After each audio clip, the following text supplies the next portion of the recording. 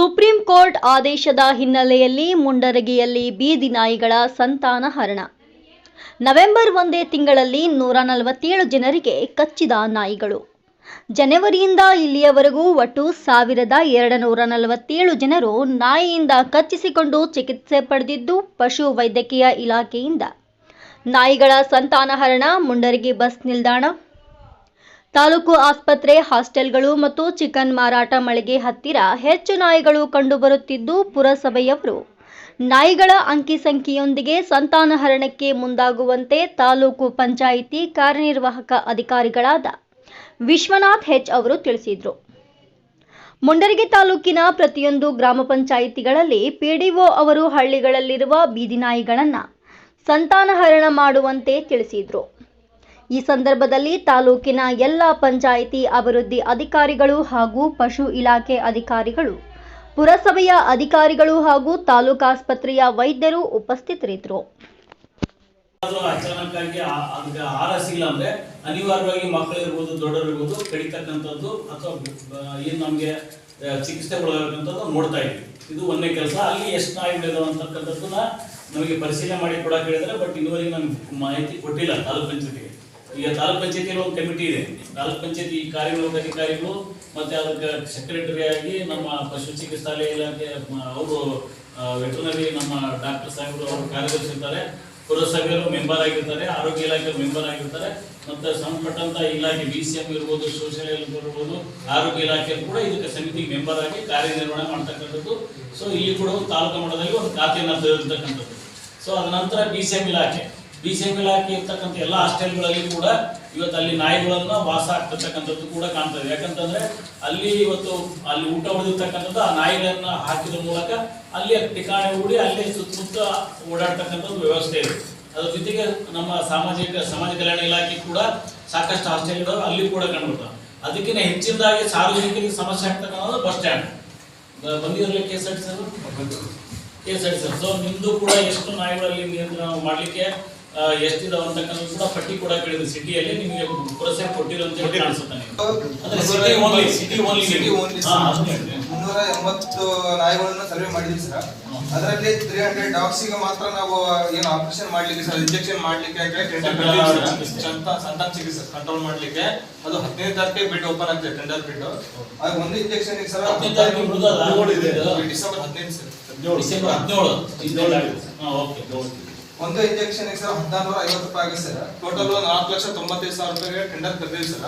ಅದು ಏನು ಇಂಜೆಕ್ಷನ್ ಮಾಡ್ಲಿಕ್ಕೆ ಸರ್ ಶೆಲ್ಟರ್ ಓಪನ್ ಮಾಡಿದೀವಿ ಸರ್. HM ಸೈಟಲ್ಲಿ ಅಂತೂ ಅದು ನಮ್ಮ ಸಂಬಂಧಪಟ್ಟಂತ ಲೇಔಟ್ ಅಲ್ಲಿ ಯಾವ್ದನ್ನ ನಮ್ಮಲ್ಲಿ ಇರುವಂತ ಜಾಗಗಳಿದೆ ಅಲ್ಲಿ ಶೆಲ್ಟರ್ ಓಪನ್ ಮಾಡಿ ಸರ್. ಅಲ್ಲಿ ಅದಕ್ಕೆ ಚಿಕಿತ್ಸೆ ಕೊಟ್ಟು ಸರ್ 15 ದಿವಸ ಮಟ್ಟ ಅಲ್ಲೇ ನಾವು ಅದಕ್ಕೆ ಕೇರ್ ಮಾಡುವಂಥದ್ದು. ಅಲ್ಲೇ ಏನು ಊಟ ಆಯ್ತಲ್ಲ ಅಲ್ಲಿ ಟ್ರೀಟ್ಮೆಂಟ್ ಕೊಟ್ಟ ಮೇಲೆ ಸರ್ ಅದನ್ನೇ ಮತ್ತೆ ಇದಲ್ಲೇ ಜಾಗಕ್ಕೆ ಮತ್ತೆ ಬಿಡುವಂತ ವ್ಯವಸ್ಥೆಯನ್ನು ಮಾಡ್ತಾ ಇದ್ದೀವಿ. ಈಗ ಅದನ್ನ ನಿಮ್ಗೆ ಜಿಲ್ಲಾಧಿಕಾರಿಗಳು ಏನ್ ಹೇಳಿದ್ದಾರೆ, ನಿಮ್ಗೆ 17 ಟೆಂಡರ್ ಬಿಡ್ ಓಪನ್ ಆಗುತ್ತೆ.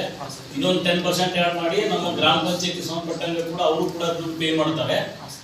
ಅಲ್ಲಿ ಇರ್ತಕ್ಕಂಥದ್ದು ಕೂಡ ಅಂಕಿಅಂಶ ತಗೊಂಡು ನಿಮ್ಗೆ 2 ದಿನದಲ್ಲಿ ಕೊಡ್ತೀವಿ ನಾವು. ಈಗ ಆಲ್ಮೋಸ್ಟ್ ನಾವು ಮೊನ್ನೆ ಮೀಟಿಂಗ್ ಮಾಡಿದಾಗ ಕೂಡ ಹೇಳಿದ್ವಿ ಎಲ್ಲ PDOಸ್ಗೆ. ಪಂಚಾಯತಿಯಲ್ಲಿ ಒಂದು 25 28 ಅಥವಾ 30 ನಾಯಿಗಳಿದಾವೆ ಅಂತಕ್ಕಂಥದ್ದು ನಮಗೆ ಪಟ್ಟಿ ಕೊಟ್ಟಿದ್ದಾರೆ PDOಸ್.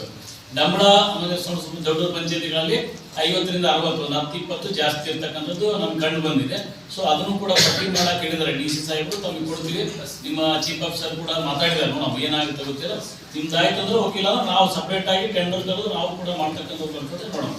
ಈಗ ಇವ್ರು ನಮ್ಮ ಹಾಸ್ಟೆಲ್ ಸೋಷಿಯಲ್ ವೆಲ್ಫೇರ್ ಹಾಸ್ಟೆಲ್ ಅವ್ರು ತಗೊಂಡಿರಲ್ಲ, ಆಮೇಲೆ ಆರೋಗ್ಯ ಇಲಾಖೆ ಗುರುತು ಸಿಗ್ಲಿ ಅಂತಕ್ಕಂಥದ್ದು ಕೂಡ. ಸೊ ಯಾಕೆ ಇವೆಲ್ಲ ಸಮಸ್ಯೆ ಏನಂದ್ರೆ ಈಗ ನಮ್ಮ ಡಾಕ್ಟರ್ ಸಾಹೇಬ್ ವರದಿ ಕೊಡ್ತಾರೆ, ನೋಡಿದ್ರೆ ನೀವೇ ಗಾಬೇಕು. ನಾವು ಮೊನ್ನೆ ನೋಡಿದಾಗ ಸಭೆಯೊಳಗೆ ನಿಜವಾಗ್ಲೂ ಕೂಡ ನಮಗೆ ಒಂದು ಯಾವ ತರ ಏನಂದ್ರೆ ಇಷ್ಟಕ್ಕೊಂದು ನಾಯಿ ಕಡಿತದ ಜನರಿಗೆ ಅಂತ ಕೂಡ ಅದನ್ನ ಅಂಕಿ ಸಂಖ್ಯೆ ನೋಡಿದಾಗ ಗೊತ್ತಾಗ್ತದೆ. ಸ್ವಲ್ಪ ತಾವಿಡ್ರಿ, ನಮಗೆ ಲಾಸ್ಟ್ ಏಪ್ರಿಲ್ ಇಂದ ಇಲ್ಲಿವರೆಗೆ ಎಷ್ಟು ನಾಯಿ ಕಡಿತ ಆಗಿದಾವೆ, ಟ್ರೀಟ್ಮೆಂಟ್ ಏನಾಗಿದೆ, ಸೊ ಈ ನಾಯಿ ಕಡಿತದಿಂದ ಏನೆಲ್ಲ ಅನಾಹುತ ಆಗಿದೆ ಸ್ವಲ್ಪ ಹೇಳಿ. ಈ ದಿನದಲ್ಲಿ 147 ಕೇಸಸ್ ನಾಯಿ ಕಡಿತದಿಂದ ಚಿಕಿತ್ಸೆ ಪಡೆಯುತ್ತಿರ್ತಕ್ಕಂಥ ಸಂಖ್ಯೆ. ಇದು ಆರೋಗ್ಯ ಇಲಾಖೆ ಬಂದು ಚಿಕಿತ್ಸೆ ಬರಲಾರ್ದವ್ರು ಇರ್ತಾರೆ. ಇನ್ನು ನಮ್ಮ ಹಳ್ಳಿ ಒಳಗ ನಾವು ಕೂಡ ಹಳ್ಳಿಯಿಂದ ಬಂದಿವಿ, ಕೆಲವೊಬ್ರು ನೀವು ಕೂಡ ಬಂದಿರಿ, ಅವ್ರ ಮನೆ ರೊಟ್ಟಿ ತಿಂದ್ರಿ, ಇಲ್ಲ ಅಂದ್ರೆ ಅವ್ರ ಮನೆ ಸುಣ್ಣ ಹಚ್ಚಿರಿ ಅಂತಕ್ಕಂಥದ್ದು. So particularly here, sir, almost 1,270 ಅಂದ್ರೆ April to November month. January to ಜನವರಿಯಿಂದ 4 ಜನವರಿ ಬಂದ್ರೆ ಒಂದು ವರ್ಷಕ್ಕೆ 1000 ಚಿಲ್ಲರೆ 1270 ನೋಡಿ 1270 ಜನರಿಗೆ ನಾಯಿ ಕಡಿತದಿಂದ ಚಿಕಿತ್ಸೆ ಪಡಿತಕ್ಕಂತ ಸಂಖ್ಯೆ ಇದೆ.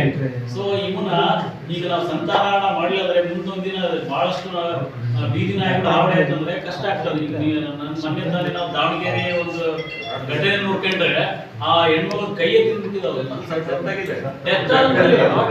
ಒಳಗೆ ಪ್ರಿಸನ್ಗೆ ಹಾಕಿದ್ರು ಸರ್ ಅವ್ರ ಓನರ್ನ ಶಿಕ್ಷೆ ಇದೆ, ಜೈಲ್ ಟ್ರೀಟ್ಮೆಂಟ್ ಮಾಡಕ್ ಬರಂಗಿಲ್ಲ ಅಂತ ಹೇಳಿ ಅದನ್ನ ತೆಗೆದು ಹಾಕಿದಾರೆ ಲೈಸೆನ್ಸ್ ಕೊಡೋರು. ಆ ನಾಯಿ ಸಾಕಕ್ಕೆ ಅನುಮತಿನೇ ಕೊಡಂಗಿಲ್ಲ ಪಶು ವೈದ್ಯಕೀಯ ಇಲಾಖೆಯಿಂದ.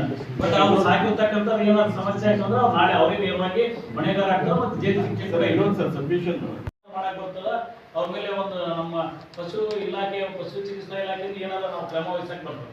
ಸೊ ನಮ್ಮ ಬೆಣ್ಣೆಹಳ್ಳಿ ಪಂಚಾಯತಿಯಲ್ಲಿ ಕೂಡ ಮೊನ್ನೆ ಲಾಸ್ಟ್ ಕೊರ್ಲಹಳ್ಳಿ ಪಂಚಾಯತಿ ಒಂದು ಆಕಳಕ್ಕೆ ಹಾನಿ ಮಾಡಿರ್ತಕ್ಕಂಥದ್ದು ಕೂಡ ವರದಿಯಾಗಿದೆ. ಡಾಕ್ಟರ್ ಹೋಗಿ ಚಿಕಿತ್ಸೆ ಕೊಟ್ಟು ಬಂದಿರೋ ನಮ್ಮ ವೆಟರ್ನರಿ ಡಾಕ್ಟರ್ ಸಾಹೇಬ್ ನಮ್ಮ ಶಿವಶಂಕರ ಸ್ವಾಮಿಯವರು. ಸೊ ಹಂಗೆ ಏನಾದ್ರು ಕಂಡು ಬಂತಂದ್ರೆ ನಾವೆಲ್ಲ ತಾಲೂಕು ಮಟ್ಟದ ಅಧಿಕಾರಿಗಳು ಪ್ರಾಣಿಗಳು ಕೂಡ ಚಿಕಿತ್ಸೆ ಕೊಡಬೇಕಾಗ್ತದೆ. ನೀವು ಬರೀ ನಾವು ಆರೋಗ್ಯ ಇಲಾಖೆಯಿಂದ ಮಾನವರಿಗೆ ಹೇಳಿದ್ವಿ, ಮನುಷ್ಯರಿಗೆ ಹೇಳಿದ್ವಿ, ಹಾಗೆ ಪ್ರಾಣಿಗಳು ಕೂಡ ಏನಾದ್ರು ಚಿಕಿತ್ಸೆ ಕಾಣುವಂದ್ರೆ ನಮ್ಮ ಪಶು ಚಿಕಿತ್ಸಾಲಯ ಇಲಾಖೆಗೆ ಇನ್ಫಾರ್ಮ್ ಮಾಡ್ರಿ. ತಮಗೇನಾರ ಅವಶ್ಯಕತೆ ಇದ್ರೆ ನಮ್ಮ ಗ್ರಾಮ ಪಂಚಾಯತಿ PDO ಎಲ್ಲರೂ ನಿಮ್ಮ ಹಾನಿಗೊಳಗಾದ ಪ್ರಾಣಿಗಳಿಗೆ ಅವನು ಕೂಡ ವರದಿ ಮಾಡಿ ನಮಗೆ ಮಾಹಿತಿ ಕೊಟ್ಟರೆ ನಾವು ಕೂಡ ಇನ್ಫಾರ್ಮ್ ಮಾಡ್ತೀವಿ ಅವ್ರಿಗೆ. ಮುಂದಿನ ಕ್ರಮಗಳನ್ನ ನೆಕ್ಸ್ಟ್ ಇನ್ನೊಂದು 2-3 ದಿನದಲ್ಲಿ ಅದನ್ನ ನಮ್ಮ ಪುರಸಭೆ ಜೊತೆ ಚರ್ಚೆ ಮಾಡಿ ಅದನ್ನ ಪ್ರಾಣಿಗಳದ್ದು ನಾಯಿಗಳ ಸಂಪರ್ಕ ಏನು ಆಕ್ಷನ್ ಮಾಡಬೇಕು